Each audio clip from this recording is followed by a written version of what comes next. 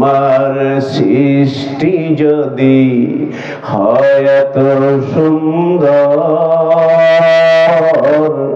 না জানি তাহলে তুমি কত সুন্দর, কত সুন্দর। আল্লাহকে কোথায় পাওয়া যাবে? স্কুলে পাওয়া যাবে, কলেজে পাওয়া যাবে, যাবে না। আল্লাহকে যদি পাইতে চান, নিশ্চয় যেখানে আল্লাহকে নিয়ে চর্চা করা হয়,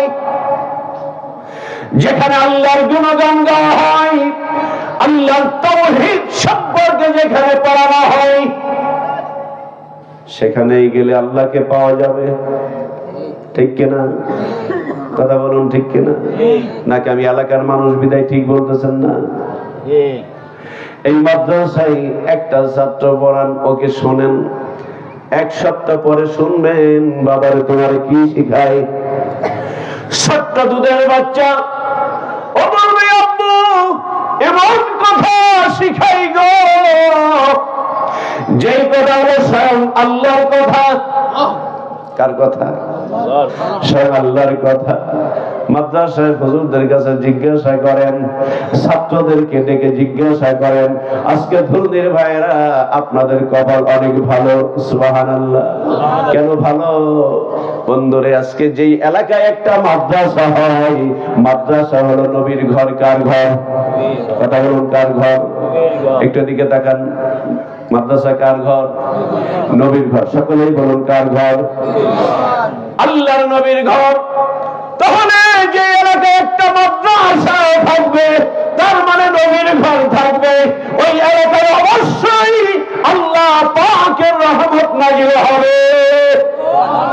হবে না? হওয়ার কথা। আমি আপনি যখন গভীর রজনীতে ঘুমিয়ে পড়ি, এই মাদ্রাসার ছাত্ররা ওরা তাহাজ্জুদের ওয়াক্তে হুজুররা ওদেরকে উঠায়া দেয়। জিজ্ঞাসা করে দেখেন, ওদেরকে উঠাইয়া দেয় যেই সময় আমি আপনি নাক ডেকে ঘুমাই, ওই সময় এই দুধের বাচ্চারা কত সুন্দর করে পড়ে ইয়াসিন ওয়াল কুরআনিল হাকীম আর রহমান আল্লামাল কুরআন খালাকাল ইনসান আল্লামাহুল বায়ান। আওয়াজ করে বলুন না সুবহানাল্লাহ।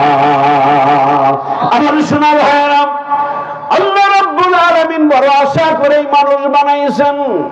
কোন কারণে বানাইছেন সেটাও কোরআনুল কারীমের মধ্যে আল্লাহ স্পষ্ট ভাষায় বলছেন, ওয়ামা খালাকাতুল জিন্না ওয়াল ইনসা ইল্লা লিয়াবুদুন।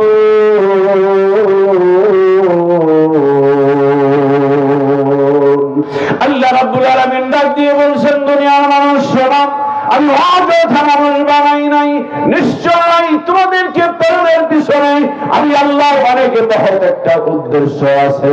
জোরে বলুন, ঠিক কিনা? মহৎ একটা উদ্দেশ্য আছে। আল্লাহ ডাক দিয়ে বলছেন, আমি তোমাদের শুধু নামাজের জন্য বানাইছি, এটা কিন্তু সঠিক না। শুধু নামাজের জন্য বানাইছেন?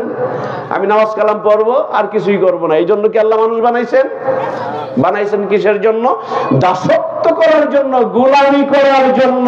দাসত্ব কি, গোলামি কি, এই কথাগুলো শিক্ষা অর্জনের জন্য বিশ্বনবী জনাবে মুহাম্মদ রাসূলুল্লাহ সাল্লাল্লাহু আলাইহি ওয়াসাল্লামের উপরে ওই গ্রন্থ আল কুরআনুল কারীম হেরা পর্বতের গুহায় রব্বুল আলামিন নাজিল করেছেন।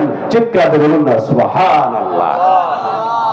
আমার ভাইরা, বলছিলাম আল্লাহকে যদি পাইতে চাই, স্কুলে গেলে আল্লাহকে পাওয়া যাবে না, কলেজে গেলেও আল্লাহকে পাওয়া যাবে না।